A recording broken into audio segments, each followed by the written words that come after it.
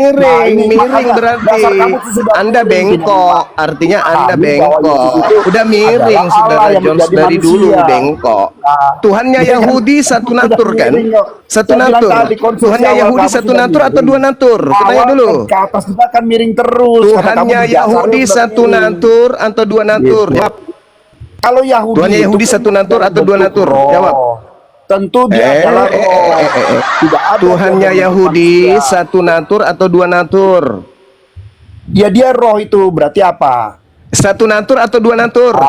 Ya saya bilang tadi dia roh. Kamu bisa berpikir nggak kalau dia roh? Saya tanya dua natur Ya, atau satu saya jawab natur? kamu satu roh. Coba. Satu natur atau dua natur? Itu yang dikasih roh dia. Saya ulang pertanyaan saya, ini sudah mulai ke Kalau miringnya, ini udah konstruksinya sudah ketahuan. Bukan miring terus lagi, ini udah miring tengkurap. atas. Udah Karena tengkurap. begini, tidak Tuhannya pahami bahwa Yahudi satu itu natur atau dua natur? Iya itu kan dia Ayo. roh masih Yesus itu masih Saya berupa tidak roh. tanya itu siapa. Ya. Saya bertanya Tuhannya Yahudi Di berapa dalam natur? Yohanes Kalau Tuhanmu kan 8 ada ayat tiga natur, 8, satu dia roh, katakan dua manusia, bahwa satu burung dia merpati. ada Pertanyaan sebelum saya, apa terjadi, Tuhannya dia sudah Yahudi ada. berapa Makanya natur?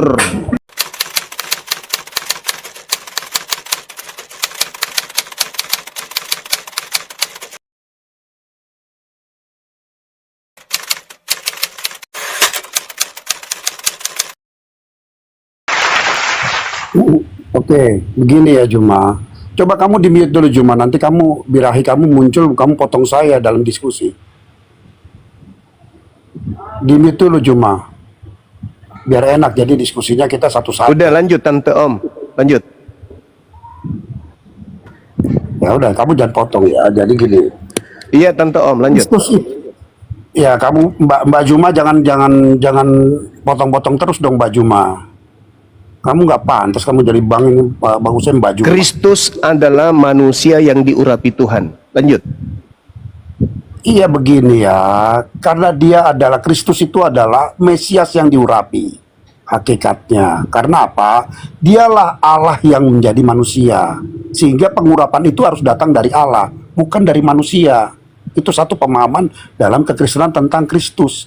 Karena Kristus itu Tuhan, bukan seperti yang kamu pahami dengan Yahudi bahwa itu raja atau nabi atau apa. Itu betul pengurapannya lewat minyak dan segala sesuatu yang sifatnya ritual manusia. Tapi Yesus ini adalah Kristus Tuhan. Jadi pengurapan itu bukan lewat manusia, tapi harus dengan Allah yang mengurapi dia. Karena dia Allah itu sendiri yang menjadi manusia. Itu yang harus dipahami pengertian Kristus. Walaupun arti di sana adalah orang atau yang diurapi atau Mesias yang diurapi. Nah itu sama artinya, tapi bukan berarti kamu menyamaratakan bahwa pengertiannya itu seperti raja zaman ya, raja Yahudi dahulu seperti Daud dan Salomo dan segala macam itu diurapi itu dengan minyak dan segala macam, itu ritual untuk kemanusiaan. Nah itu harus dibedakan bahwa Yesus ini bukan kemanusiaannya dia yang diurapi, tetapi dia Tuhan. Makanya ini berbeda pemahaman Kristus yang diurapi ini dengan Yahudi dalam Raja Daud diurapi. Itu sangat jauh berbeda pemahamannya.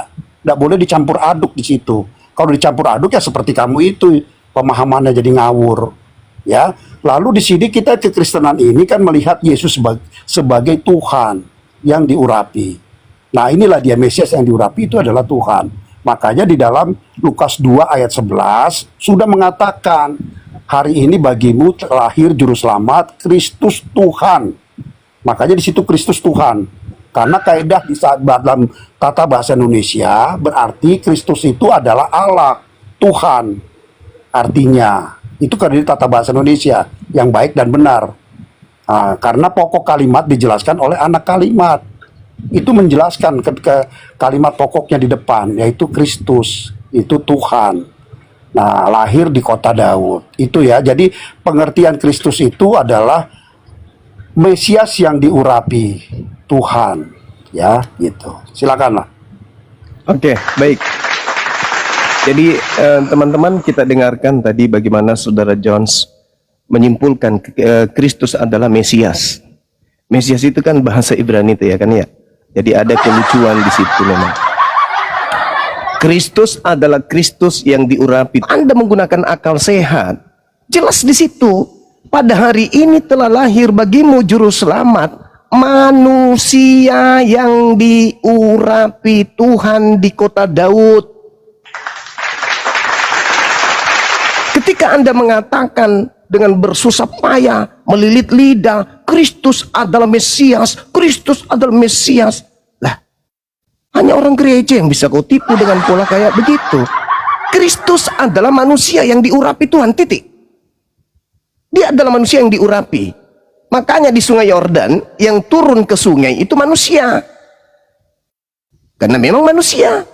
Kristus itu memang manusia. Kalau Anda mengatakan Kristus adalah Tuhan Allah yang jadi manusia, itu ilmu dari mana? Gak ada Tuhan jadi manusia, gak ada. Kecuali ilmu yang dibawa oleh Paulus, Filipi 2, nomor 6, nomor 7, nomor 8. Tapi kita tidak sedang membahas itu. Kita sedang membahas Yesus yang adalah Kristus. Yesus adalah manusia yang diurapi Tuhan. Titik. Kalau ada yang beranggapan Yesus itu Tuhan, berarti dia anti Kristus. Kristus kok Tuhan? Kristus itu manusia yang diurapi, makanya dia disebut Kristus atau Mesia.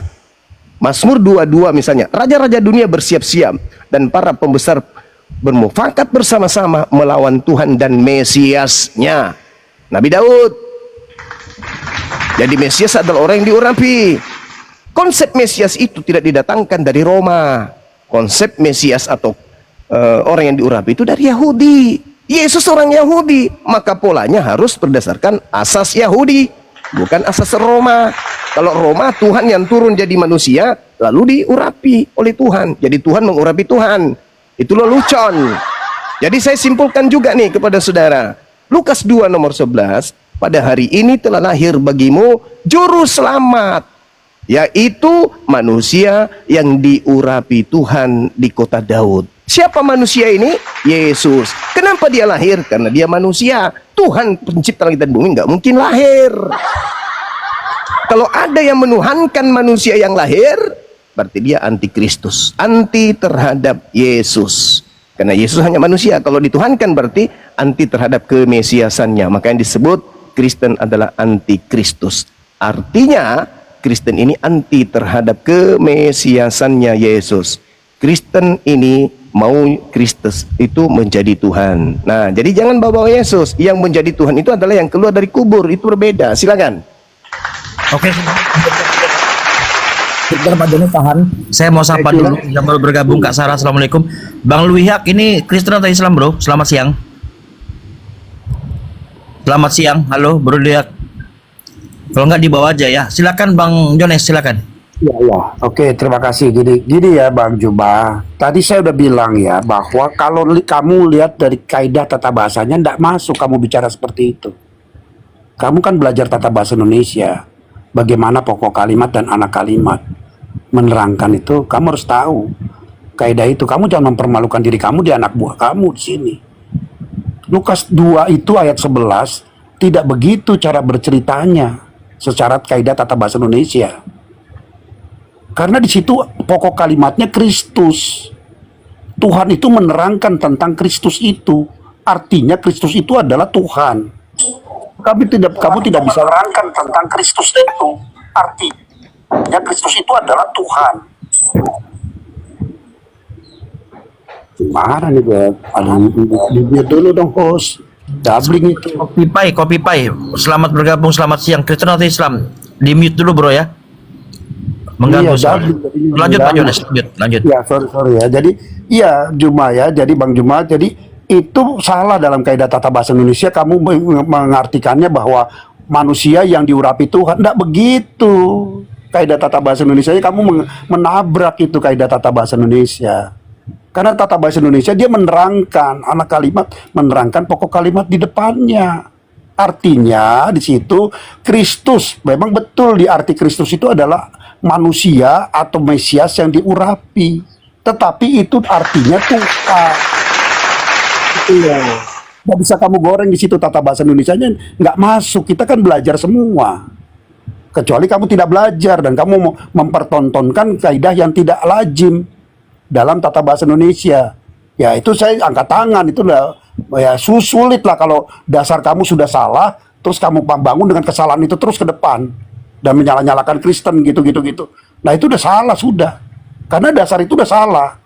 Dasarnya itu kaidah tata bahasa Indonesianya, Kristus itu Tuhan, bukan diurapi. Yang kan juga nggak ada istilah yang kamu namakan itu tadi, yang diurapi Tuhan. Nggak ada, teks itu tidak berbunyi itu. Teks itu hanya berbunyi Kristus, Tuhan. Artinya Tuhan, Kristus ini adalah Tuhan. Karena Tuhan itu anak kalimat, menerangkan pokok kalimat di depannya. Siapa pokok kalimat di depannya itu? Itu kaidah tata bahasa Indonesia cuma ya. Itu kamu harus paham itu dulu. Jadi Kristus ini adalah Tuhan. Lalu Kristen antikristus itu kan lucu kalau dibilang kita antikristus. Padahal kita Kristen itu adalah pengikut Kristus Yesus. Nah kita pengikut Kristus Yesus, masa dibilang antikristus? Itu kan itu paradoks itu dalam berpikir kita. Iya kan? Nah, nggak usah itu secara normatifnya kamu sudah melanggar lagi. Nggak mungkin satu Kristen itu pengikut Yesus Kristus, tapi kita anti Kristus, anti Yesus Kristus. Itu nggak masuk cara berpikir seperti itu. Ya, saya kira jadi jelas Kristen itu tidak anti Kristen, tidak anti Kristus. Saya kira itulah saya perlu jelaskan buat teman-teman biar duduk masalahnya clear ya, nggak kesana kemari gitu. Kita lihat juga dari sisi tata bahasa yang betul dari bahasa Indonesia. Tadi kalau soal Mesias bahasa Ibrani, memang itu kan linguistik itu memang terkandung semua. Karena kan di sini ini Yahudi ini kan dalam penjajahan Romawi. Satu, Yesus memang orang Yahudi. Dia mau tidak mau dia dilahirkan oleh Yahudi, dia berbahasa ya bahasa Ibrani, bahasa Arab baik, dan bahasa Yunani. 3 bahasa dia bisa kuasai. Oke, cukup Pak Jones ya. Silakan Bang Zuma. Silakan. Iya, jadi seorang antikristus akan memutarbalikkan kebenaran. Jadi kesalahan itu dianggapnya sebuah kebenaran dan kebenaran diputarbalikkan seakan-akan adalah sebuah kesalahan. Maka bisanya hanya melilit lidah untuk menipu diri sendiri. Tapi orang yang berakal sehat, orang yang belajar tidak akan mungkin mudah ditipu. Kalau kita berbicara mengenai bahasa apapun, baik itu bahasa Yunani kah, bahasa Ibrani kah, bahasa Yunani kah, akan mengantarkan manusia yang paham bahwa yang lahir ini bukan Tuhan. Pada hari ini telah lahir. Lahir ini siapa? Tuhan pencipta langit dan bumi rupanya lahir. Lahir dari rahim manusia? Bukan. Maka baik bahasa, makna bahasa, harus kemudian rasa bahasa itu berujuk kepada makna yang sesungguhnya. Oti, ECT, kemudian humin, semerom, soket, dan seterusnya. Jadi ketika kita berbicara Kristus Kurios, Kristus ini adalah orang yang diurapi. Dia adalah Tuhan di kota Daud, bukan Theos. Original teksnya itu harus jadi rujukan dulu. Jangan konsep doktrin yang kita bawa. Estin Christos Kurios. Apa itu maksudnya? Juru selamat yang lahir, orang yang diurapi. Tuhan, bukan Theos, bukan dewa, bukan Tuhan, tapi Tuhan di kota Daud. Jadi mau lari kemana? Kristus adalah Tuhan, salah besar. Kristus adalah Tuhan, itu baru benar. Original teksnya tidak mengatakan Theos, original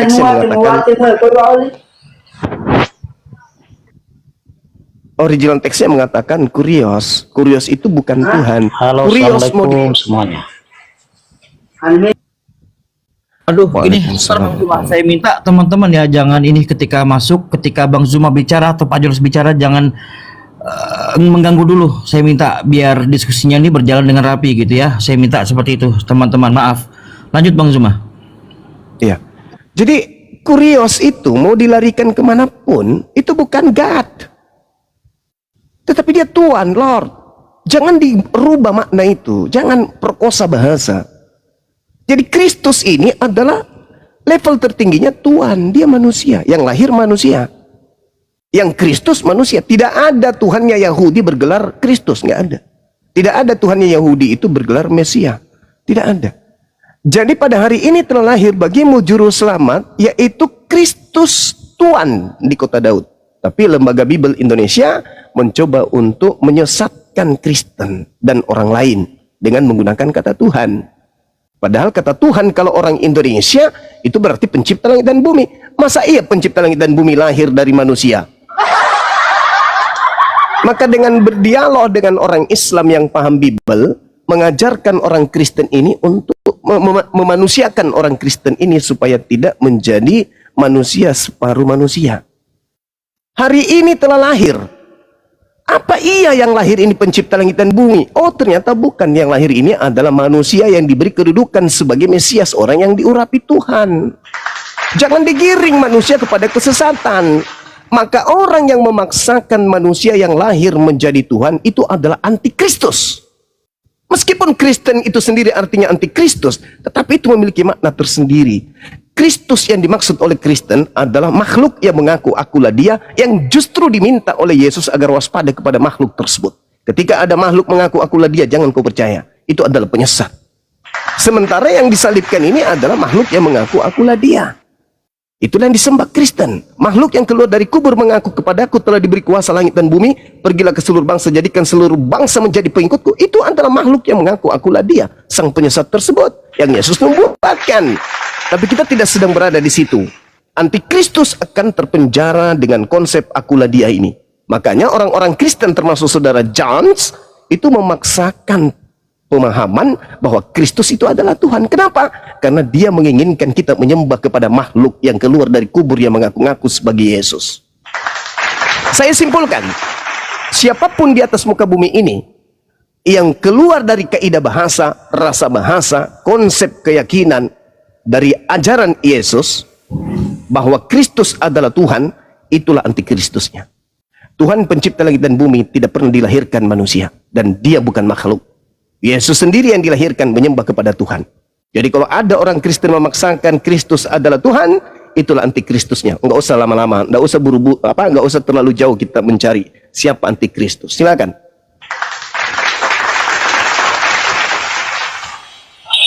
Ini ya, tadi sudah saya jelaskan dalam kaidah tata bahasa Indonesia bahwa Kristus itu jelas di situ dalam kaidah tata bahasa kalimatnya, ayat itu menyatakan Kristus itu Tuhan. Saya tidak menggoreng apa-apa, tapi kita mengikuti kaidah tata bahasa Indonesia, ya kan? Harusnya kita kan berdiskusi mengikuti keilmuan atau kepengetahuan yang kita ketahui. Ya minimal tata bahasa Indonesia lah yang baik dan benar. Setidaknya itu, karena kalau kita membahas Alkitab dia pakai bahasa Indonesia kok diterjemahkan oleh LAI. Lalu kalau LAI sudah menerjemahkan dengan tepat bahwa Kristus itu adalah Tuhan, lalu saya harus mengikuti Juma. Lah ini gimana coba? Saya beragama Juma aja kalau kayak gitu. Karena kita mengikuti apa yang di luar LAI. LAI sudah terjemahkan dari teks aslinya betul bahwa itu Tuhan. Lalu saya ikutin siapa? Kalau misalnya kamu bilang ini salah LAI, terus kamu lebih benar, lebih pintar dari LAI, itu kan ngaco. Jelas itu pengawuran itu. Jelas itu secara logika dasar kita itu ngawur. Kamu nggak paham kok tentang Alkitab.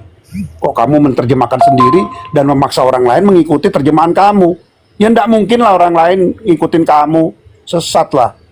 Nah, makanya saya bilang tadi, tidak bisa digoreng ke sana gitu loh, bahwa LAI sudah menerjemahkan dengan tepat kata kurios itu dan disandangkan kepada Yesus sebagai Tuhan.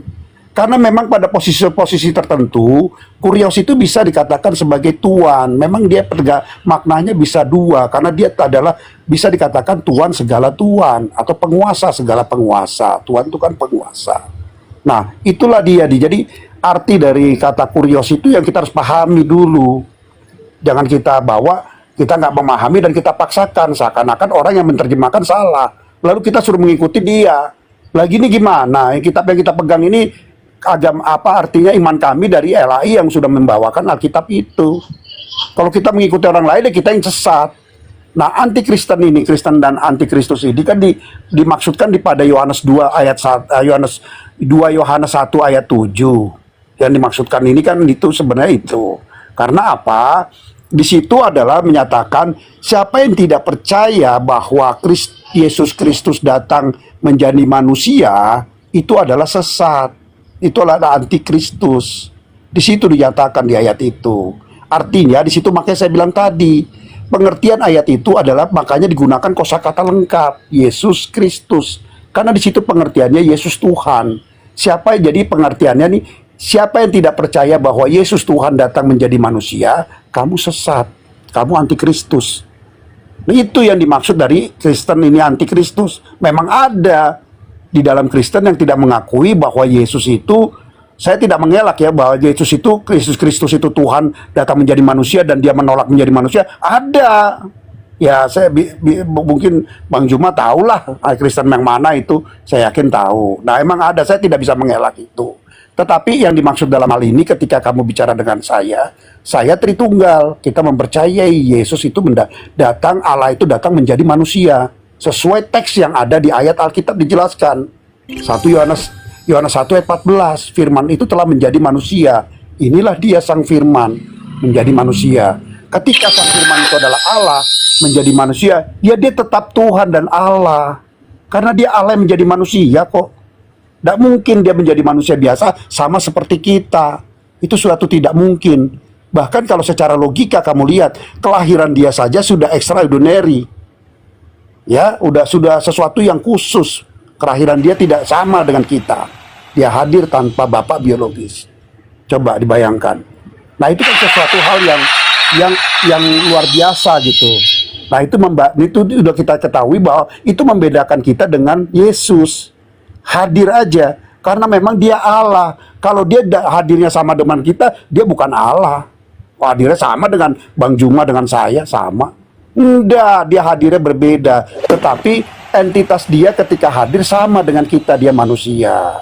Makanya dijelaskan. Saya kira itulah penjelasan saya. Lanjut, silakan. Cukup Pak Jones ya, oke. Silakan Bang Zuma. Oke, baik. Jadi di awal saudara menyalah-nyalakan saya. Seakan-akan saya ini menyalahi tata bahasa Indonesia. Apesnya, Anda menilai saya berdasarkan buku Bible. Kalau Anda ini adalah orang terpelajar, Saudara Jones, Anda harus menyalahkan Lai, bukan menyalahkan Bang Zuma. Lai itu yang keliru. Ketika bahasa Inggris atau bahasa Yunani atau bahasa Belanda atau bahasa Ibrani masuk ke bahasa Indonesia untuk kemudian dia terjemahkan ke dalam bahasa Indonesia, jangan tabrak tatanan EYD bahasa Indonesia, jangan. Tapi Bible tidak peduli dengan itu. Inti tujuan daripada Lembaga Bible Indonesia adalah bagaimana bisa memenjarakan orang supaya bisa tersesat dengan kaidah bahasa yang dia punya. Jangan salahkan saya. Tata bahasa Indonesia itu sudah benar. Lembaga Bible Indonesia inilah yang kuclok. Makanya boleh lembaga Lai itu lembaga apa itu ya lucunya, lupa ayat Injil, cocok kayaknya. Kalau Anda melihat secara ilmu bahasa, hari ini telah lahir bagimu juru selamat, yaitu Kristus. Lawang jangan diterjemahkan Tuhan. Karena Kristus itu mau hantar ke bahasa manapun, artinya manusia. Lawang sudah diantar kok dengan bahasa pengantar. Hari ini telah lahir. Kalau lahir itu apa? Tuhan atau manusia? Ya manusia, Cak Ayu. Lalu Kristus itu sendiri juga adalah manusia. Jadi 3 komponen yang ditabrak oleh lembaga lupa ayat Injil. Yang pertama, lahir. Lahir itu manusia. Yang kedua, Kristus. Kristus itu manusia. Yang ketiga adalah kurios. Kurios itu juga adalah manusia. Manusia. Tapi diajarkan kepada orang-orang kuclok sebagai Tuhan. Ini lelucon. Ini penyesatan yang terjadi secara terstruktur, masif dan terencana. Dan kalian memperbodoh diri. Yang lahir itu manusia. Yang bergelar Kristus itu juga manusia. Yang kurios itu juga adalah manusia. Larinya kepada Tuhan. Kenapa? Karena kalian telah disesatkan oleh makhluk yang mengatakan akulah dia. Yesus berpesan kepada muridnya, waspadalah kepada penyesat yang datang kepadamu dengan memakai nama aku Yesus Kristus dan berkata akulah dia. Nah, yang disalib ini mengaku akulah dia. Makanya dia disalib. Setelah disalib dia mati, bangkit hari ketiga, menyesatkan kalian kemudian. Posisi saya di sini hanya untuk menjelaskan, mengarahkan dan bahkan mengajarkan kalian bahasa Indonesia. Lukas 2 nomor 11, hari ini telah lahir. Lahir itu apa? Keadaan di mana makhluk keluar dari rahim ibunya atau keluar dari cangkang telur. Jadi yang lahir ini manusia di kota Daud. Makanya setelah manusia ini lahir, apa yang dilakukan? Nenen, makan, sunat, tidur, ketakutan. Dia terikat oleh ruang dan waktu sebagai manusia karena memang dia lahir manusia. Kemudian saudara membawa data 2 Yohanes 1 nomor 7. Itulah Paulus. Siapakah penyesat itu? Penyesat dalam bahasa Yunaninya adalah planos. Planos artinya pembohong, penipu, penyesat. Bukankah dia yang pergi ke seluruh dunia yang tidak mengaku bahwa Yesus Kristus telah datang sebagai manusia? Itulah penyesatnya dan itulah antikristusnya alias setannya. Coba tanya Paulus, Paulus, ya paman, kau terima Injil dari mana? Dari Yesus Kristus. Manusia atau bukan? Bukan. Anda baca surat Paulus Galatia 1 nomor 1 dan juga nomor 11 nomor 12 yang aku menerima Injil bukan dari manusia tapi dari Yesus. Berarti dia mengaku Yesus datang kepadanya bukan sebagai manusia. Dalil 2 Yohanes 1 nomor 7 kena tepat sekali di jidatnya Paulus tuh. Siapakah penyesat itu? Bukankah dia yang telah muncul dan pergi ke seluruh dunia yang tidak mengaku bahwa Yesus Kristus telah datang sebagai manusia? Paulus mengatakan Yesus Kristus datang kepadaku bukan sebagai manusia tetapi sebagai Yesus Kristus. Lah, berarti dia penyesat. Anda membawa dalil itu. Nah sekarang kalau Anda lihat terkait dengan antikristus, kita lihat di dalam 1 Yohanes misalnya, Yohanes 2, 1 Yohanes 2 misalnya, dikatakan begini. Siapakah pembohong itu? Bukankah dia yang menyangkal bahwa Yesus adalah Kristus? Nah, hari ini Saudara Jones, Anda mengatakan Yesus itu Kristus, tapi Anda sangkal. Kenapa? Karena Anda menganggap Yesus Tuhan. Sama seperti ketika Anda menganggap Pak Bom itu adalah Polri. Anda mengatakan Pak Bom adalah polisi. Tetapi Anda mengimani Pak Bom itu sebagai apa? Sebagai anak SD. Berarti Anda menipu diri Anda sendiri. Anda mengatakan Pak Bom itu adalah polisi. Tetapi Anda mengimaninya dia adalah anak SD baru kelas 6. Bagaimana mungkin anak SD kelas 6 adalah polisi? Nggak mungkin. Inilah yang terjadi pada saudara. Anda mengatakan dengan mulut saudara Yesus itu adalah Kristus, yaitu manusia yang diurapi Tuhannya. Tetapi dalam implementasi keagamaan, Anda malah menuhankannya. Berarti Anda ini anti terhadap kekristusan yang ada pada Yesus. Orang-orang yang menerima Yesus sebagai Kristus mustahile menuhankan Yesus.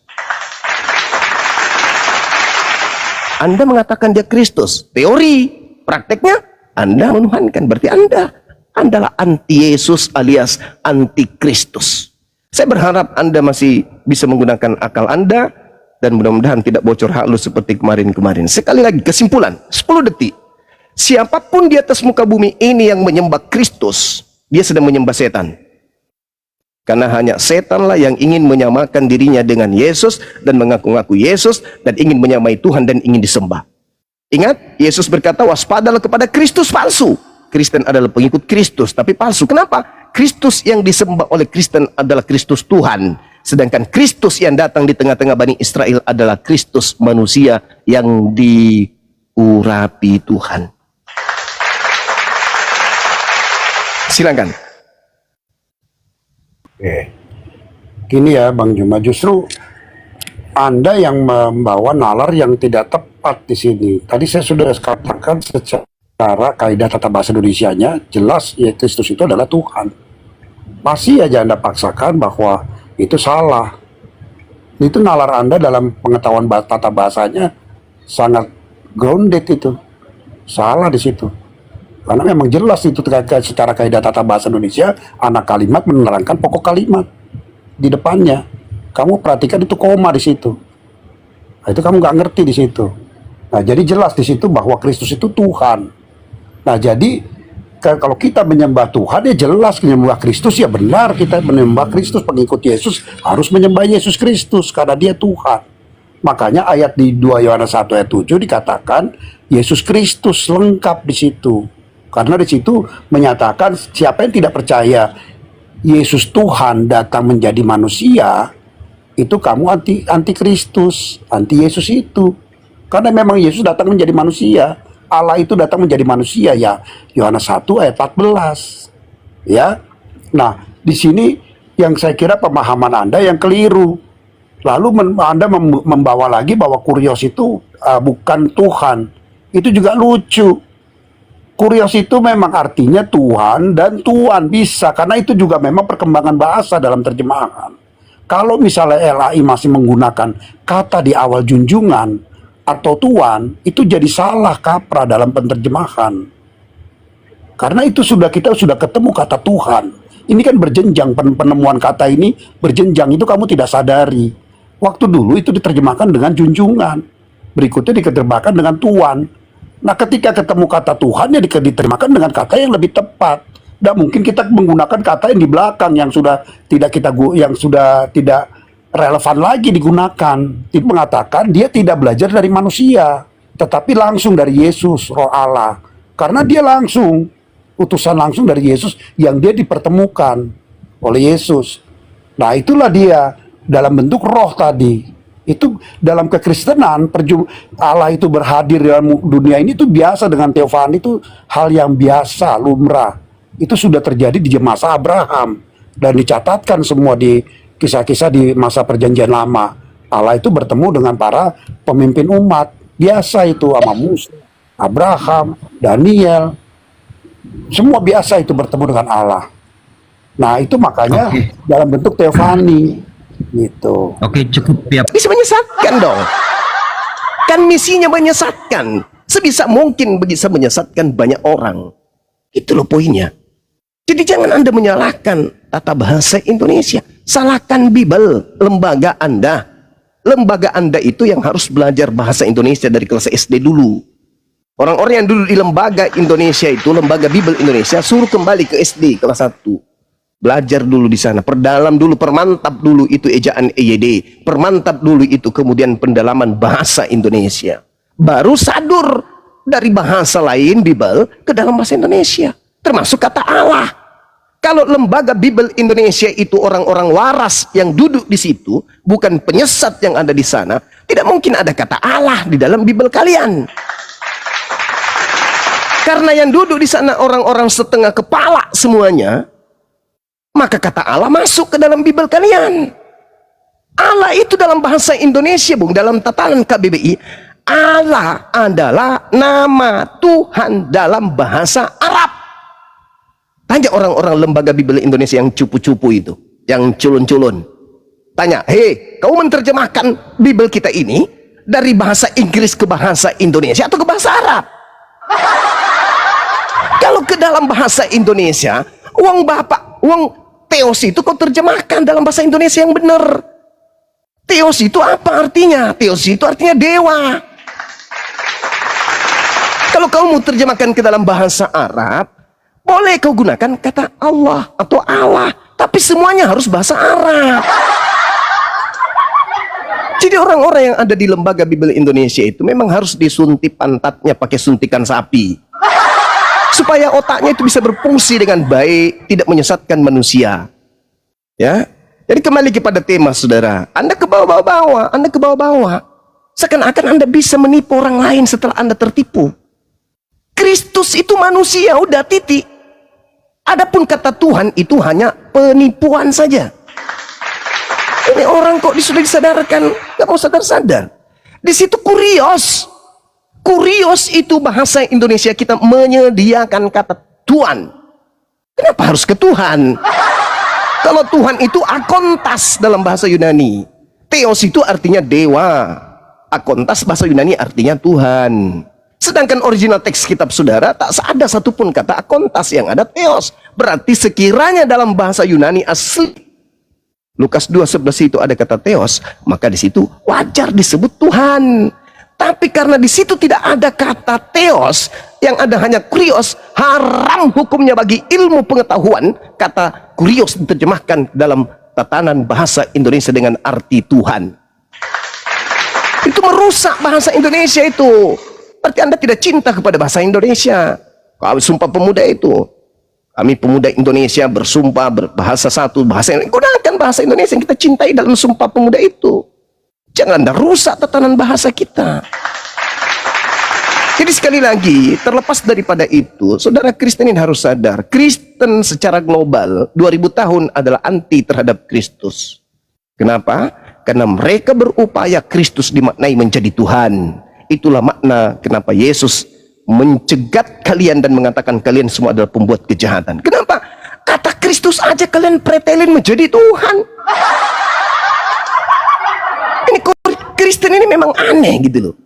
Pantas saja ketika Yesus berhadapan dengan muridnya yang asli yaitu Yahudi, Yesus berpesan, "Weh Yahudi, waspadalah kepada penyesat yang datang kepadamu dengan memakai namaku Yesus Kristus dan berkata akulah dia. Jangan kamu percaya." Itu ucapan yang muncul kemudian di tengah-tengah pengajaran Yesus kepada Bani Israel. Makanya orang Yahudi tidak percaya kepada pengajaran Paulus. Orang Yahudi tidak percaya kepada pengajaran Kristus yang keluar dari kubur pada hari ketiga. Tidak percaya. Yang percaya hanya orang-orang non-Yahudi. Makanya Paulus karena tidak percaya diri mengajar kepada Yahudi, maka dia bersurat di Galatia 1 nomor 15. Aku diutus kepada non-Yahudi. Aku diutus kepada orang-orang yang tidak bersunat. Karena dia mau mengajarkan menyembah kepada makhluk yang keluar dari kubur, nggak pakai, ditolak sama Yahudi. Dia orang waras, nggak mungkin menyembah makhluk yang keluar dari kubur. Ini hanya bisa dijual kepada Roma. Akhirnya apa yang terjadi? Dia mengirim surat untuk Roma. Kristen di Indonesia ini bukan dari Yahudi, tapi dari Roma, dari Barat, dari Belanda, dari Portugis, bukan dari Yahudi. Untuk itulah saudara, kembali kepada tema kita. Siapakah antikristus itu? Antikristus itu ya Kristen. Mereka membungkus nama mereka pengikut Kristus, tetapi mereka anti terhadap Kristus itu sendiri. Anti kepada Tuhan dan anti kepada utusan Tuhan. Kalian itu anti terhadap Yesus dan anti kepada Tuhan yang mengutus Yesus. Kalian adalah penyembah-penyembah Kristus, makhluk yang keluar dari kubur pada hari ketiga. Kalian bukan penyembah Tuhan, saudara. Kalian penyembah makhluk, makhluk yang ngaku Kristus. Makanya Yesus yang Kristus yang asli Anda tolak. Kristus itu adalah Tuhan. Padahal cakupan Anda mengatakan Kristus adalah Tuhan bukan ke Yesus anak Maria, tapi kepada makhluk yang keluar dari kubur itu. Yang Yesus membuatkan dalam Matius 24 nomor 5. Waspadalah kepada Kristus palsu yang datang kepadamu dengan yang datang kepadamu. Waspadalah kepada Kristus palsu yang akan datang dan melakukan banyak tanda yang dahsyat dan mujizat-mujizat sekiranya mungkin menyesatkan orang-orang Yahudi pilihan juga. Jadi orang Yahudi waspada kepada ajaran Kristen. Makanya kalau orang Kristen ke Yahudi sana itu diludahin. Karena memang harus diwaspadai Kristen ini. Begitu saudara Jones. Tolong gunakan akal sehat saudara. Silakan.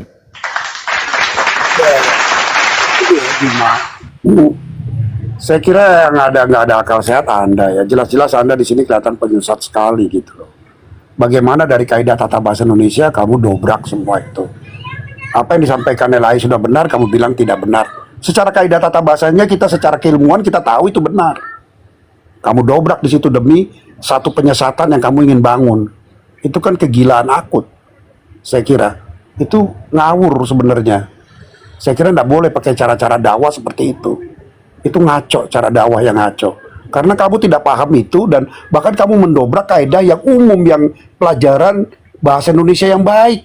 Yang kamu mungkin nggak pernah sekolah atau sekolah nggak ngerti saya. Itu jelas saya sudah jelaskan bagaimana kaidah tata bahasa Indonesia. Dan LAI menggunakan itu dengan tepat. Bagaimana kronologi satu perkembangan linguistik sudah saya jelaskan. Dan itu digunakan dengan tepat. Kamu masih tolak juga. Berarti kan ini yang penyesatan kengawuran itu sebenarnya penyesatan kalian ini. Bukan kekristenan. Kekristenan dengan Alkitabnya sudah tepat dan sudah benar. Tidak ada yang salah di situ. Dalam penggunaan tata bahasanya, kaidahnya semua sudah sesuai dengan apa yang ada di dalam kaidah tata bahasa Indonesia. Kita menggunakan KBBI juga sudah tepat. Karena itu sudah diserap. Bagaimana bahasa serapan itu digunakan oleh setiap warga Indonesia untuk dalam sebuah produk atau karyanya masing-masing. Silakan Anda menggunakan. Karena itu sudah diserap menjadi kaidah bahasa Indonesia. Itu kamu tidak mengerti juga di situ. Nah ini kan satu penolakan atau satu keterbelakangan dalam keilmuan dipertontonkan dan tidak malu dengan itu. Ini kan lucu sebenarnya saya lihat. Yang nggak logika itu kalian gitu loh.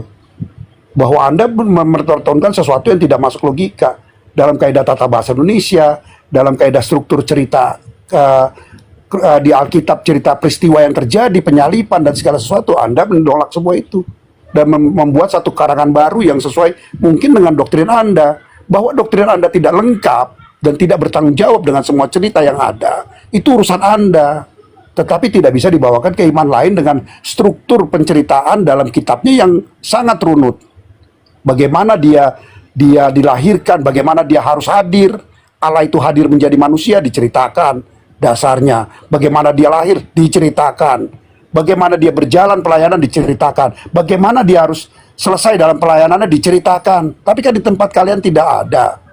Nah, itu jangan disamakan dengan kitab kami yang terstruktur dengan rapi. Sampai bahwa dia itu keluar dari mati dan bangkit itu orang yang sama. Ketika kamu tidak memahami struktur cerita ini, ya jangan disalahkan Alkitabnya.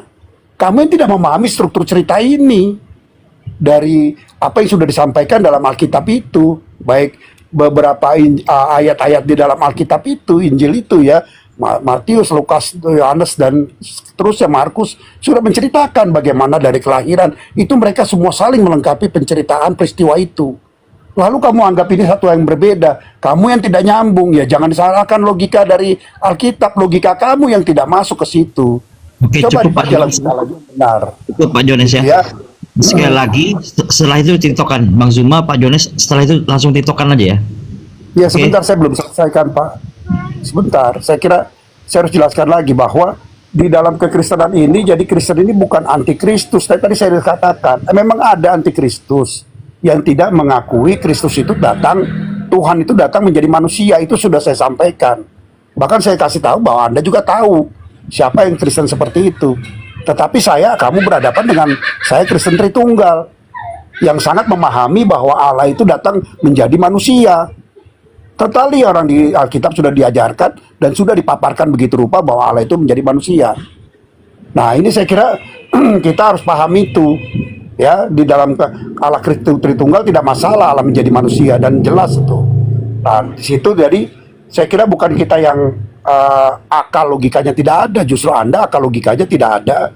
Teman-teman melihat struktur dalam bercerita Alkitab bahwa itu Kristus yang sama dari yang dilahirkan sampai yang mati dan bangkit. Tidak ada jeda di situ yang bisa menisbikan kita mengartikan hal yang berbeda. Tidak ada celah. Kalau kamu bisa mengartikan itu berbeda, berarti kamu tidak bisa menangkap cerita itu secara keseluruhan. Ya itu problem kamu, problem Alkitab. Sebentar Dedi, masa gua cuma kamu bicara gak dipotong-potong. Sebentar dulu lah, sampai sabar dulu kamu. Kan kita bicara diskusi baik kan. Makanya saya cuma bilang bahwa konstruksi Alkitab itu jelas, clear, bahwa Allah itulah, Yesus itulah yang mati dan bangkit, yang dilahirkan oleh anak Maria. Karena konstruksinya jelas, semua cerita itu runut. Nah, lalu kalau Yesus katakan itu adalah dia, Yohanes 8 ayat 24 juga mengatakan, bila kamu tidak percaya akulah dia, akulah Allah itu sendiri, kamu mati dalam dosamu. Itu pernyataan Yesus, bahwa Yesus itu adalah Allah itu sendiri, kamu mati dalam dosamu. Saya kira saya sampaikan itu aja, ya. Saya sudah peringatkan. Silakan. Oke, siap. Oke, jadi iya, kelihatan ya teman-teman, antikristus ini ya lagi berkarya mendongeng di tengah-tengah kita. Jadi Saudara Jones, ketika Anda mengatakan saya salah memahami bahasa Indonesia, sekali lagi saya katakan, bahasa Indonesia itu tidak bisa dirubah-rubah. Ketika diterjemahkan ke dalam bahasa Inggris atau bahasa Belanda atau bahasa apapun, diterjemahkan ke dalam bahasa Indonesia, maka kaidah bahasa Indonesia secara otomatis akan mengisi kata per kata sesuai dengan makna dari sumber yang ada. Maksudnya sumber bahasa yang mau dialihbahasakan ke Indonesia. Tidak berlaku bagi Lembaga Bible Indonesia. Karena Lembaga Bible Indonesia itu berdasarkan kemudian kepada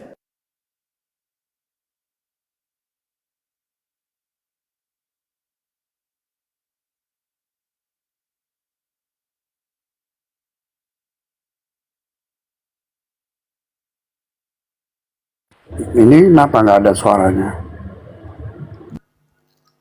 Kok nggak ada suaranya, Bang Juma? Oh, Mbak Juma lagi. Kena tombak itu, kena tombak. Ada, iya. Oke. Bang Handi kok nggak kelihatan? Aduh. Diskusi lucu juga. Ya sebenarnya gini ya. Udahlah, gue juga sibuk ini kan, gue juga ada banyak urusan. Apa-apalah, yang penting teman-teman bisa memahami kekristenan dengan baik. Ya memang penggunaan kata-kata itu kan memang ada di dalam KBBI, bisa digunakan. Semua Bang Hendy bikin buku bisa gunakan itu. Kata Allah, kata Rasul, semua kan diserap sudah.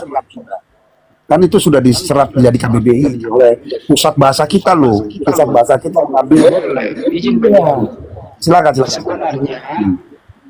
Sebenarnya ya banyak orang datang nanti kita. Terus bagaimana? Ya. KBBI mengambil kata Allah. KBBI mengambil tombak.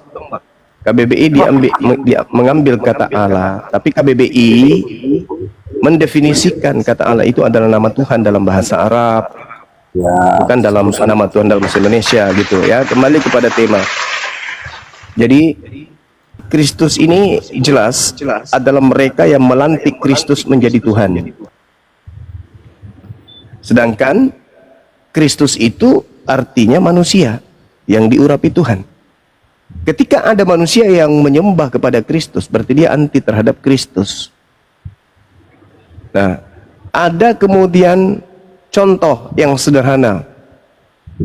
Misalnya ada orang mengatakan kepada orang lain bahwa apa yang ditunjukkan itu adalah seekor sapi.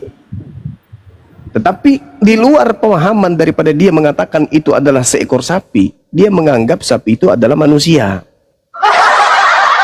Berarti orang ini lain di mulut, lain di praktek. Inilah yang terjadi kepada saudara Jones. Menganggap Yesus itu Kristus, tapi di sisi lain menganggap Yesus, tapi pada prakteknya menganggap Yesus itu Tuhan. Dengan memelilit lidah, Tuhan adalah Tuhan, itu adalah kemudian tata bahasa yang dinamis, yang tidak statis, tapi dia mengalami perubahan-perubahan. Lah, kitab suci kok kayak gitu modelnya? Pada hari ini telah lahir bagimu Kristus. Oh, yang lahir manusia. Tuhan di kota Daud itu baru betul, karena dia manusia, bukan Tuhan. Yang salah itu lembaga Anda, dan yang salah itu Anda. Yang betul adalah hari ini telah lahir bagimu Tuhan. Dan Yohanes nomor 31 dan Yohanes 14 nomor 30. Dia dilemparkan dari perut bumi sang penyesat itu. Jadi saudara, saya simpulkan kepada saudara, orang yang menyembah Kristus itu adalah orang yang menyembah makhluk yang keluar dari perut bumi. Kalau Anda memaksakan Kristus yang dimaksud itu adalah Yesus, Tuhan Yesus anak Maria, berarti Anda adalah pengikut palsu. Karena anak Maria hanyalah Tuhan. Dia bukan Tuhan. Yang Tuhan itu yang keluar dari kubur. Itu berbeda. Itu agar dipahami itu. Jadi jangan Anda memaksakan Kristen itu pengikut Tuhan Yesus. Bukan. Kristen itu pengikut Tuhan Kristus yang keluar dari kubur. Paham ya? Jadi kalau Yesus, dia adalah Tuhan bagi Bani Israel. Kalau Yesus Kristus yang keluar dari kubur, dia adalah Tuhan bagi Pak Jones dan Kristen lainnya. Jadi kita tidak usah ribut siapa kemudian anti. Udah Ya, masuk TikTok kan oke. tadi? Belum. Oke. Sabar. Jadi Sabar Pak Jones. Jadi materi yang saya sajikan, materi yang ingin saya sajikan di sesi TikTok ini adalah yang dilahirkan Maria ini manusia atau Tuhan. Itu aja, di situ kuncinya. Silakan. Ya gini ya. Ini, makanya di dalam ini makanya kamu mungkin harus biasakan melihat Alkitab itu secara ceritanya itu runut. Nah ini kalau nggak runut ini yang repot, kita memang penggal-penggal jadi nggak paham. Padahal di Alkitab itu sudah dijelaskan, walaupun di beberapa ayat terpecah ya. Tetapi sudah dijelaskan itu kalau kamu punya nalar yang cukup, bagaimana Allah itu menjadi manusia. Pertama itu bentuk kasih. Memang dijelaskan di Yohanes 3 ayat 16. Karena begitu besar kasih Allah akan dunia ini, maka ia mengaruniakan anaknya yang tunggal. Sehingga barang siapa yang percaya kepadanya, tidak binasa melainkan memperoleh keselamatan yang kekal. Ya, jadi di situ memang terpecah di Yohanes 3. Di situ jelas bahwa Allah itu mengaruniakan anaknya yang tunggal. Nah, ini konstruksinya baru kamu tahu bahwa anak yang tunggal ini adalah Sang Firman yang dimaksud. Nah, itu harus kamu paham. Di Yohanes 1 memang dia di depan karena memang dia sudah dijelaskan dulu ini.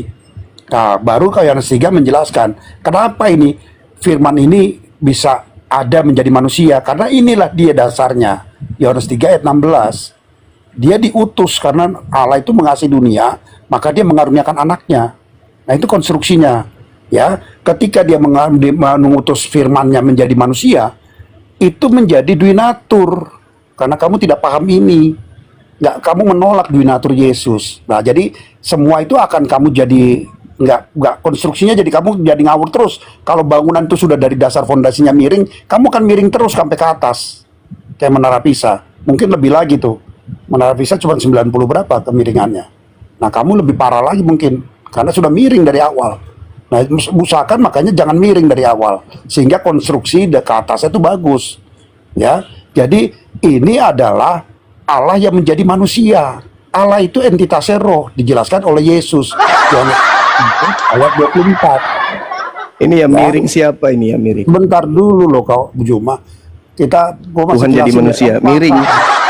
Ya, karena TikToknya kamu dasar kapan? sudah miring. Semakin Dengar dulu, dijelaskan semakin ngawur ente. Loh, yang nyaur kok kamu, kok bukan saya. Kamu makanya saya jelaskan kemiringan kamu. Kamu tidak paham. Yang miring itu Tuhan kok manusia, Kamu yang miring itu. karena kamu tidak paham dunatur Yesus. Bahwa dia adalah Dunatur kok Tuhan kok Allah yang dunatur. menjadi manusia, dan roh dia tetap Sekarang Allah. Tuhannya Yahudi, saudara. Tuhannya Yahudi ada berapa natur? Nggak ada, itu kan Tuhan Yahudi kan belum manusia. Inilah kemiringanmu. Tuhannya Yahudi, saudara. Tuhannya Yahudi yang datang kepada Abraham, Ishak dan Yakub ada berapa natur? Yaitu roh satu dalam bentuk roh. Satu. Yesus. Terus siapa yang Dalam mengajarkan bentuk Anda firman. Tuhannya Yahudi menjadi dua natur? Nggak ada, saya nggak ada urusan dengan Yahudi. Ya, berarti Anda kan miring, Anda miring berarti Anda bengkok, artinya Anda bengkok. Udah miring, saudara Jones dari dulu bengkok. Tuhannya Yahudi satu natur kan? Satu natur. Tuhannya Yahudi satu natur atau dua natur? Tanya dulu. Ke atas kita akan miring terus. Tuhannya Yahudi satu natur atau dua natur? Jawab. Kalau Yahudi Tuhannya itu Yahudi kan satu natur atau dua bentuk natur? roh. Jawab. Tentu dia adalah roh. Tidak ada Tuhannya roh Yahudi manusia. satu natur atau dua natur? Ya, dia roh itu berarti apa? Satu natur atau dua natur? Ya saya bilang tadi dia roh. Kamu bisa berpikir nggak kalau dia roh? Saya tanya dua natur atau Ya, satu saya jawab natur? kamu satu roh. Coba. Satu natur atau dua natur? Itu entitasnya roh dia. Saya ulang pertanyaan saya, ini sudah mulai ke miringnya, ini udah ketahuan. Bukan miring lagi, ini udah tengkurap. Udah tengkurap. Tuhannya Yahudi satu natur atau dua natur? Iya, itu kan dia roh, masih Yesus itu masih Saya berupa tidak roh. tanya itu siapa. Ya. Saya bertanya Tuhannya Yahudi berapa Dalam natur? Kalau Tuhanmu kan ada tiga natur, satu roh, dua manusia, satu burung merpati. Pertanyaan saya, Tuhannya Yahudi berapa natur? Itulah dalam bentuk roh. Parah ini, parah, Itu. parah. Ketika Ini bukan dalam miring perjanjian lagi baru, ini Juma, sudah dia tengkurap. sudah menjadi manusia yang satu natur itu. Saya sudah ulang menjadi pertanyaan saya, natur, saudara-saudara, Juma. dengarkan. Kamu jangan Disimak miring, dulu. Ini yang gitu. miring siapa? Kalau Tuhannya kamu Yahudi miring di berapa situ, natur? Kamu akan miring terus. Gitu. Tuhannya loh. Yahudi berapa natur? Tadinya satu natur dia bentuk roh. Yang roh itu Satu menjadi natur. manusia, Sampai kapan Juma. Tuhannya Yahudi satu natur? Nah, Sampai kapan? jadi Sampai manusia kapan itu Tuhannya jadi Yahudi satu natur? Juma. Itu kita nggak ada urusan Sampai dengan kapan? Yahudi. Sampai kapan Tuhannya Yahudi satu natur? Sampai kapan? Kamu tidak bisa jawab. Kamu tanya dengan orang Yahudi. Sampai kapan Tuhannya Loh, Yahudi nggak bisa satu jawab natur? ke saya Sampai orang kapan? Kristen bukan orang Yahudi. Ya makanya saya tanya samamu, Tuhan yang orang Yahudi berapa natur dan sampai kapan dia harus satu natur? Jawab. Nah itu kemiringan kamu lagi. Miring dia, miring. Kenapa saya Berarti bilang Tuhan kamu yang kau miring? bawa itu konsep dari Roma, Tuhan Romawi, Karena gitu. ini kan saya bukan Yahudi, saya Indonesia. Oh, berarti Tuhanmu dengan Tuhannya Yahudi beda. Kristus Tuhanmu dengan Yesus. Tuhannya Yahudi beda. Ya, tidak Berarti tentu Tuhanmu sama, dengan tetapi Tuhannya kan Yahudi Yesus- beda. Yahudi tidak mempercayai Yesus, kan bukan urusan Berarti saya. Tuhanmu dengan Tuhannya Yahudi beda. Gitu. Sama. Beda. Sama. Nah, sekarang kalau sama, Tuhannya Yahudi berapa natur?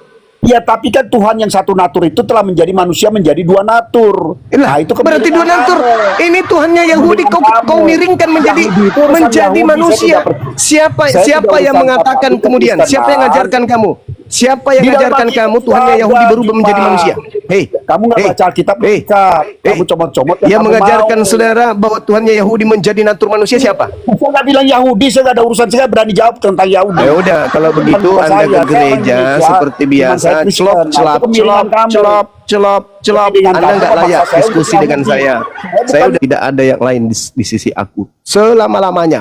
Kalau berbicara mengenai selama-lamanya, berarti jangan pernah kau anggap manusia yang keluar dari kubur itu, yang mengaku akulah dia itu adalah Tuhan yang setara dengan Tuhannya Yahudi. Pantaslah kalian itu diludahin sama Yahudi. Karena kalian itu memang sesat lagi menyesatkan. Jadi saya simpulkan sahabat-sahabat sekalian, hari ini kita mendengarkan, kita memberikan ruang kepada Tante Om Jones. Tante Om Jones ini adalah memang manusia dua jenis kelamin, sama seperti Tuhannya dua natur. Jadi dia bisa jadi tante, dia bisa jadi om. Kalau dia diskusi dengan kita, lebih duluan dia celote, cerewetnya minta ampun, tapi ilmunya kosong. Jelas antikristus itu berdasarkan paparan yang ada dari tadi. Antikristus adalah anti terhadap orang yang diurapi Tuhan, sehingga dia menyembah kepada Kristus yang lain yang keluar dari kubur. Itulah Jones dan kawan-kawan. Saya kira demikian dari saya untuk sementara. Silakan diambil alih host. Makasih. Terima kasih Bang Zuma atas Sama-sama, Dek. siap atas narasi-narasi yang diberikan pada forum pada siang ini, pada sore ini. Aku mau sambut dulu nih, di France ini siapa nih? France Hutauruk, Kristen atau Islam? Iya bang, Kristen bang. Kristen, sila. Bang Andi, assalamualaikum Bang Andi. Waalaikumsalam Ambil warahmatullahi alih Bang Andi, ambil alih. Aku silakan ke Bang Andi. Lanjut Bang Andi. Waalaikumsalam warahmatullahi wabarakatuh. Hanya Bang Andi yang bisa menaklukkan Kristen Bang Andi. Lanjut Bang Andi. Ya juga sih, cuman saya kasih topik hari ini gara-gara Bang Juma, anak orang pada sakit parah. Ya, maksudnya apa? Itu saya kasih topik hari ini tuh Mak, gara-gara Bang Juma anak orang pada sakit parah gitu loh. Izin ya Bang Juma ya, nggak apa-apa ya, Gak apa-apa kan, Dek. aman ya. Lanjut. Ya, Iya, sakit marah, sakit hati karena apa yang dia jelaskan dari imannya bertentangan dengan ajaran anak Maria Yesus Kristus yang datang ke tengah-tengah Bani Israel. Pasti sakit hati. Karena kita yang menguraikan terinci berdasarkan dalil, sedangkan mereka hanya menguraikan terinci berdasarkan dogma doktrin gereja. Begitu kan? Silakan dilanjut. betul sekali. Sebenarnya ini ajaran Barat ini. Ajaran Barat tentu tahu ya kan paganisme nah. Tapi ini paganismenya harus dibungkus pagannya supaya mudah untuk dijual. Kalau tidak dibungkus orang nggak mau menerimanya. Makanya dia pakai kitab Yudaism. Bahkan Tuhannya Yudaism itu disamarkan menjadi manusia. Masuk ke Indonesia dibungkus pula dengan istilah Islam. Ya seperti kelihatannya ajaran bagus, tapi di dalamnya kalau dibongkar ya kelihatan itunya aslinya begitu. Nah inilah yang mereka sulit untuk menerimanya kawan-kawanku semua. Mestinya jujur saja, Kristen ini loh selesai sudah, jadi orang bebas memilih. Tapi nggak bisa karena memang ajarannya itu ada perintahnya. Pergilah ke seluruh dunia, beritakanlah ini barang ke segala makhluk. Percaya dibaptis, tidak percaya ya dihukum. Nah itu ada perintah di dalam itu kira-kira ya. Yang penting teman-teman muslim waspada, jangan ketipu berbagai cara yang mereka lakukan. Baik Al-Quran, Bible bahasa Arab seperti Al-Quran diterjemahkan ke bahasa Indonesia. Wih, cara melakukannya kayak ngaji, hati-hati itu. Itu bukan Al-Quran. Mereka berbagai cara, tapi apapun cara mereka tetap nggak bisa nambah populasinya. Ya tetap segitu-segitu aja. Kecuali beranak cucu. Itu pun nanti kalau mendengarkan Banyuma ya kembali lagi mualaf lagi, berkurang lagi. Itu kira-kira teman-teman. Bang Zuma kemana lagi Bang Zuma? Signal di sana Banyuma itu signal. Bang Zuma kena lagi itu, ditombak Oh lagi. ya. Ini apa sih ini orang ini? Bang Handi, instruksi lah Bang Handi buat teman-teman yang Kristen itu gini, maksudnya tuh teman-teman Kristen yang di bawah kalau mau naik silakan ketik 3 di bawah, yang mau diskusi silakan diskusi, bantah argumentasinya, jangan main report gitu loh. Iya. Lanjut Bang Handi. Ya. Kawan-kawan Itu di absen yang dulu Islam- Fransnya itu. Fransnya mau Kawan-kawan ngapain? yang Islam tunda dulu ya, jangan ini dulu ya, kita cari Oten. Ayo Frans. Wah ini juga Frans ini kayaknya anak baik nih. Ya gini bang, Iya gimana dek? tujuanku datang ke sini ya aku kan mencari ilmu, bukan untuk mau berdebat atau membantah atau beradu argumen. Jadi gini bang, aku mau nanya bang. Kalau bang, kan aku seringnya nanya. Jadi yang aku tanya itu, apakah seluruh ajaran-ajaran di agama Islam itu, yang ada di agama Islam itu menuju kita ke pintu surga? Itu aja bang, dan kasih tahu penjelasannya.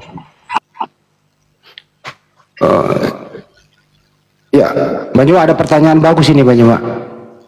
Apakah semua ajaran di dalam Islam itu menuntun orang masuk surga? Iya, betul.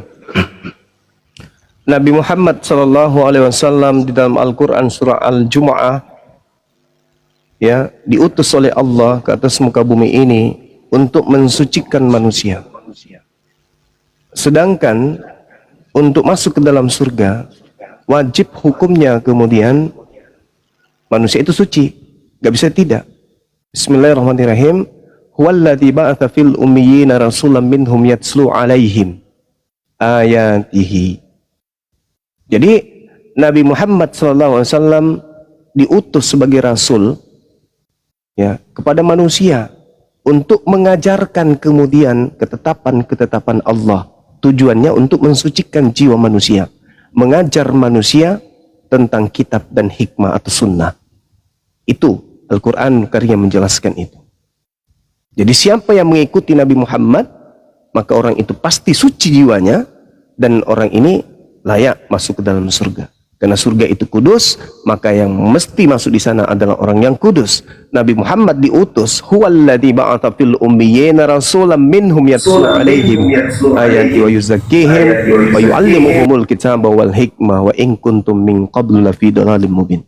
Nabi Muhammad satu-satunya manusia yang diutus kemudian untuk seluruh umat manusia. Makanya dikatakan ya ayuhan nas inni rasulullahi ilaikum jami'a. Wahai seluruh manusia, sesungguhnya aku ini adalah utusan Tuhanmu kepada kalian seluruhnya. Kalau Yesus, ya Bani Israel, aku adalah utusan Tuhan untuk kalian. Musa, wahai Bani Israel, aku utusan Tuhan untuk kalian. Tapi kalau Nabi Muhammad, inni rasulullahi ilaikum jami'a. Aku adalah utusan Tuhan untuk kepada kalian seluruhnya. Itu saudara. Dan setelah Nabi Muhammad diutus, dia punya kewajiban untuk mensucikan jiwa-jiwa manusia. Jadi kami tidak perlu penebusan. Ada kemudian Tuhan turun jadi manusia, lalu dikatakan inilah kambing, inilah domba yang menebus dosa. Alah, itu penghinaan itu. Sudahlah Tuhan dianggap jadi manusia, sudah gitu dianggap lagi domba, dianggap binatang, habis itu digerek, ditombak, dibunuh, digantung. Alah, itu ajaran apa itu? Walladzi ba'atsa fil ummiyyin rasulan minhum yatslu 'alaihim ayatihi wa yuzakkihim. Aku Tuhan mengutus rasulku Nabi Muhammad dari kalangan manusia itu sendiri untuk membacakan kepada mereka Al-Qur'anku dan untuk mensucikan mereka dan mengajarkan kepada mereka ketetapan-ketetapanku dan hikmat yang sunnah, meskipun sebelumnya mereka benar-benar dalam kesesatan yang nyata. Jadi kalau mau masuk surga, solusinya cuma satu, dinul Islam, menjadi pengikut Nabi Muhammad SAW. Selesai, silakan. Oke, tadi abang bilang kan disucikan, atau yang mau ke surga itu harus disucikan dulu, harus orang yang suci. Jadi gini bang, yang mau aku tanya lagi bang, Eh, apakah sudah ada apakah sudah ada manusia atau yang pernah menjadi manusia di dalam Muslim, mau di Al-Qur'annya atau mau di dalam dunia nyata sekarang yang sudah suci akibat masuk Islam? Ya, seluruh umat manusia itu manusia suci. Manusia Islam itu manusia suci. Contoh, ketika mereka membasuh tangan, membasuh wajah, membasuh kaki, lalu mereka beristighfar, lalu mereka sholat, sujud, menyembah kepada Tuhannya, mereka itu adalah manusia suci. Mereka nggak makan makanan yang diharamkan, mereka tidak minum minuman yang diharamkan, mereka tidak mengotori jasad mereka dengan hal yang dengan najis. Tidak.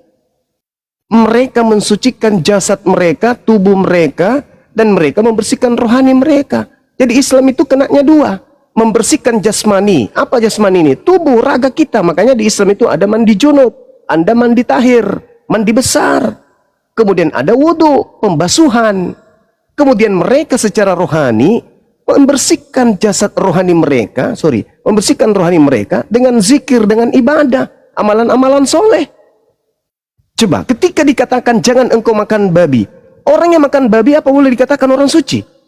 Sementara dia memasukkan ke dalam raganya, ke dalam tubuhnya hal yang diharamkan Tuhan.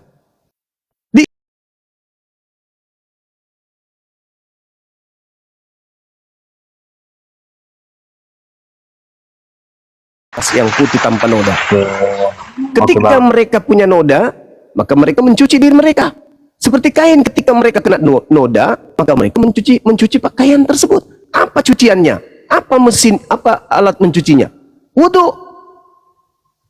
Bagaimana caranya kemudian untuk merapikannya? Sholat.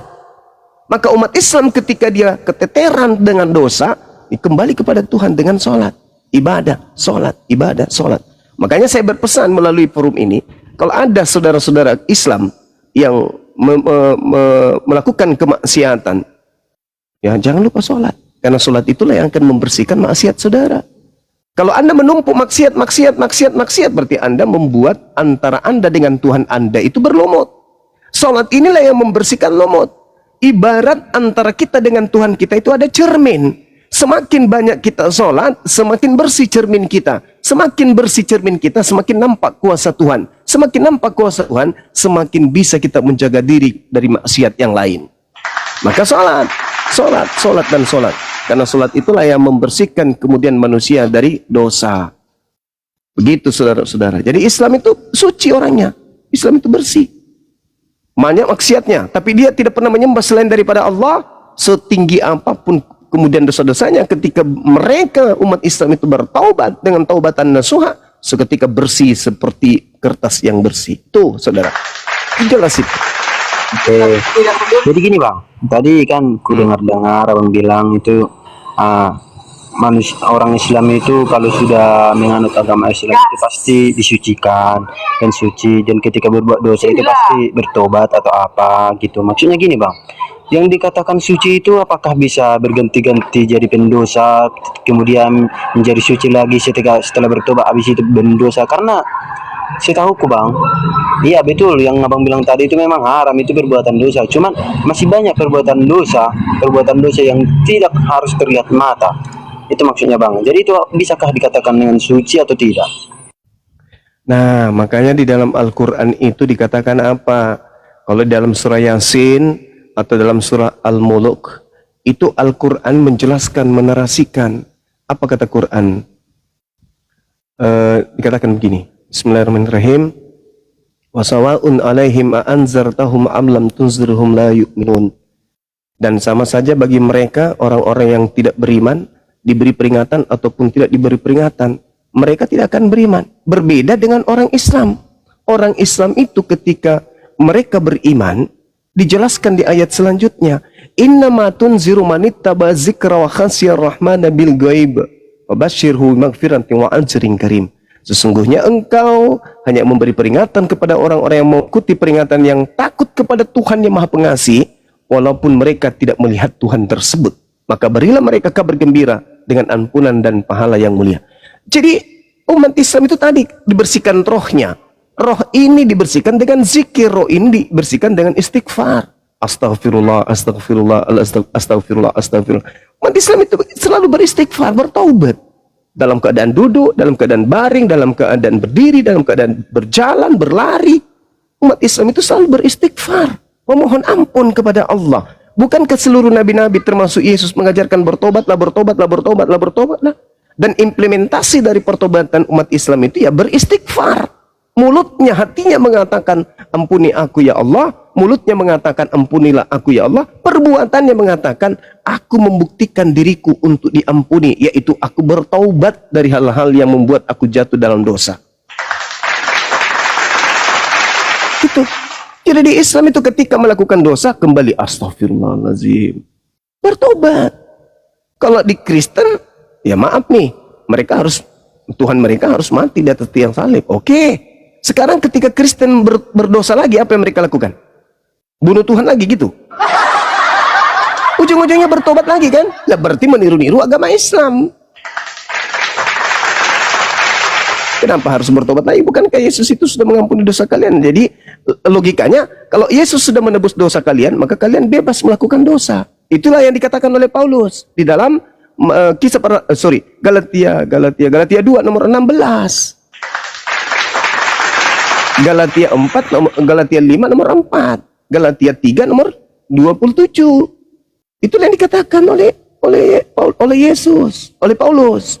Kalian bukan lagi hamba, kalian adalah orang-orang merdeka. Galatia 5 nomor 1, Kristus telah memerdekakan kita. Dari apa? Dari penghambaan. Dari apa? Dari aturan-aturan. Jadi orang Kristen itu bebas, mau ngapain aja boleh. Lah kalau orang Kristen melakukan dosa lalu bertobat, itu lucu. Lucu itu kalau ada orang Kristen bertobat, itu lucu kali. Untuk apa Kristen bertobat? Bukankah dosa-dosanya sudah ditebus? Jadi apapun yang dilakukan, ya silakan. Anda bukan hamba Tuhan lagi. Anda adalah pewaris. Sebagai pewaris Tuhan, ya dia adalah anak-anak Tuhan. Sebagai anak Tuhan, masa ada dosa? Tuhan bebas nggak? Bebas. Tuhan mau ngapain aja boleh nggak? Boleh. Begitulah kalian yang adalah anak Tuhan. Kalian boleh apa saja karena kalian adalah pewaris. Jadi jangan pernah menyentuh ajaran Islam bertobat. Itu lucu. Makanya di Kristen itu nggak ada aturan, Bung, nggak ada larangan. Di Kristen itu apa larangannya di Kristen? Nggak ada. Itu baik-baik. Jadi gini bang, sebenarnya sih kalau jawaban abang atau keterangan abang dari pertanyaanku tadi ya belum menjawab seutuhnya sih. Rasa penasaran awak belum terjawab secara seutuhnya. Cuman gini bang, mungkin ada kawan yang mau membantah yang abang bilang itu, saya kasih waktu dulu lah.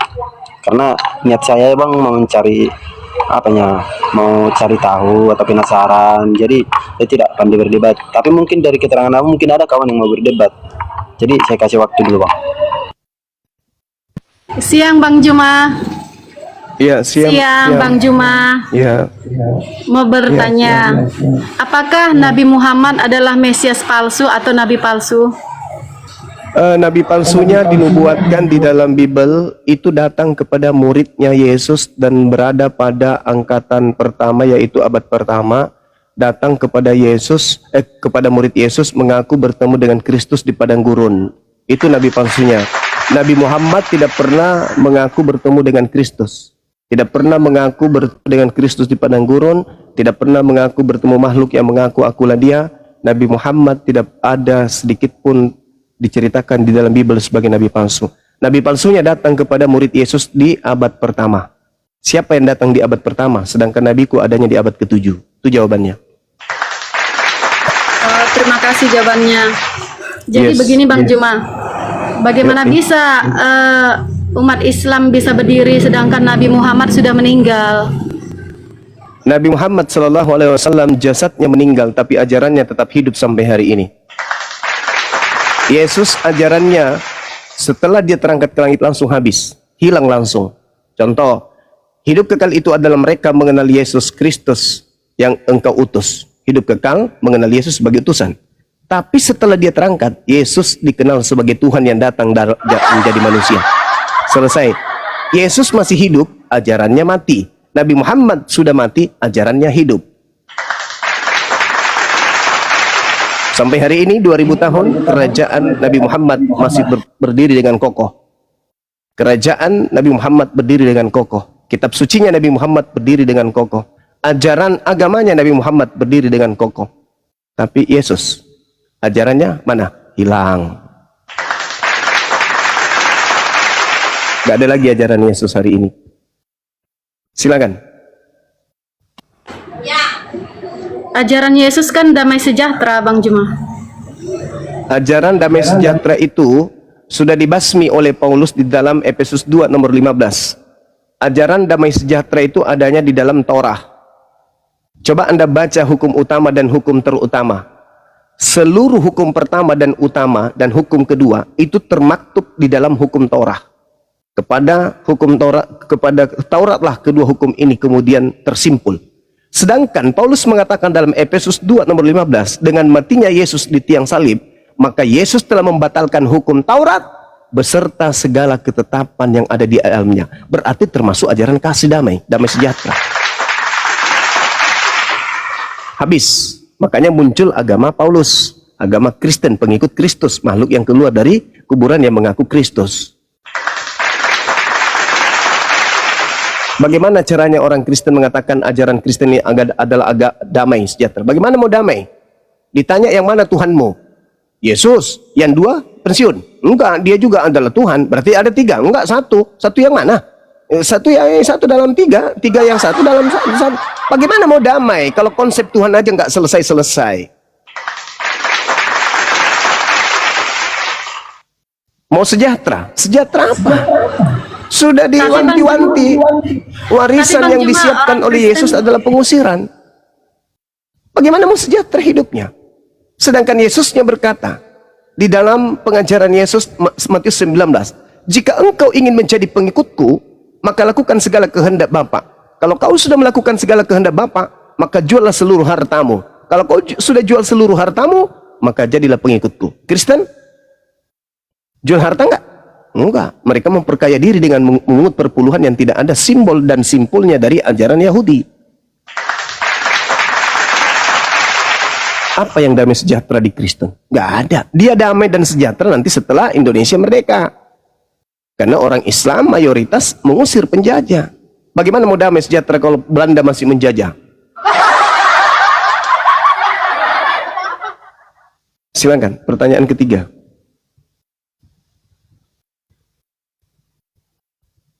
Orang Kristen itu pemimpinnya Bang Juma tidak ada yang 2 kali kawin, 3 kali kawin. Jadi damai sejahtera semuanya. Oke. Agama yang melarang 1 kali kawin bagi laki-laki itu adalah agama yang melegalkan persinahan. Contoh, saya punya istri. Oke? Satu hari saya ketemu dengan Agnes Monica. Agnes jatuh cinta sama aku juga jatuh cinta sama dia. Karena kami dilarang kawin 2 istri, apa yang kami lakukan setelah kami berdua-duaan? Apa yang kami lakukan setelah kami berdua-duaan? Bersundal di masjid. Ayo. Iya. Apa yang kami lakukan? Tapi di Islam, ketika saya bertemu dengan Agnes, dia juga suka sama aku, saya juga suka sama dia. Aku balik ke rumah. Mama sayang, ya papa, boleh nggak papa nikah lagi? Boleh. Yang penting siapa calonnya? Agnes menikah. Oh, boleh mah. Boleh pak. Kawin halal nggak? Halal. Tapi di Kristen boleh nggak begitu? Nggak boleh. Jadi apa yang dilakukan oleh orang Kristen? Berzina. Bahkan kepada sesama jenis pun boleh dalam agama Kristen.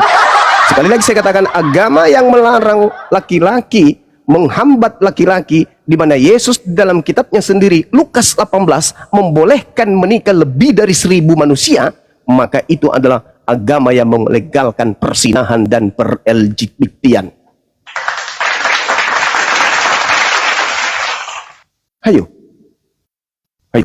Kalau Margarita ketemu dengan Bang Suma di gelap malam, Anda tidak pernah kemudian melihat orang seganteng Bang Suma di dalam kamar berdua, apa yang kita lakukan kira-kira? Hah? Do, re, mi, fa, sol, la, si, do. Do, si, la, sol. Ada datanya Bang Juma. La, mi, re, do. Kalau di Islam, la taqrabuz zina, nggak boleh berzina, mendekati aja nggak boleh. Maka supaya kita bisa memuaskan birahi sampai pagi, karena suami saya dalam perjalanan, ya harus nikah. Suami Margareta nggak ada di rumah. Nggak ada di rumah, harus nikah. Begitu. Islamlah agama yang rasional, Kristen agama irasional.